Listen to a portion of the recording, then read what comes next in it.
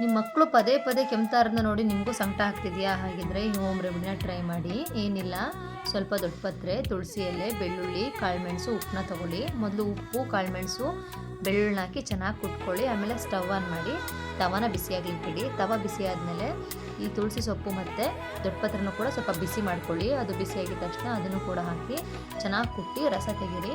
ಈ ರಸನ ಖಾಲಿ ಹೊಟ್ಟೆಯಲ್ಲಿ ನಿಮ್ಮ ಮಕ್ಕಳಿಗೆ 2 ದಿನ ಅರ್ಲಿ ಮಾರ್ನಿಂಗ್ ಕೊಡಿ. ಈ ಕೋಲ್ಡ್ ಆ್ಯಂಡ್ ಕಫ್ಗೆ ಒಂದು ಒಳ್ಳೆ ಬೆಸ್ಟ್ ಹೋಮ್ ರೆಮಿಡಿ ಇದು. ನಿಮ್ಮ ಮಕ್ಕಳಿಗೆ ಏನಾದರೂ ತುಂಬ ಫೀವರು, ಕಫು, ಬ್ರೀತಿಂಗ್ ಪ್ರಾಬ್ಲಮ್ ಇದ್ದರೆ ಡಾಕ್ಟ್ರನ್ನ ಕನ್ಸಲ್ಟ್ ಮಾಡೋದು ಬೆಟರು. ಈ ಹೋಮ್ ರೆಮಿಡಿ ಬಗ್ಗೆ ನಿಮಗೆ ಗೊತ್ತಿದ್ದರೆ, ಈ ಹೋಮ್ ರೆಮಿಡಿನ ನೀವು ಮುಂಚೆ ಟ್ರೈ ಮಾಡಿದರೆ ಕಮೆಂಟ್ ಮಾಡಿ. ಥ್ಯಾಂಕ್ಸ್ ಫಾರ್ ವಾಚಿಂಗ್ ನಮ್ಮ ಪುಟ್ಟ ಲೋಕ. C next video.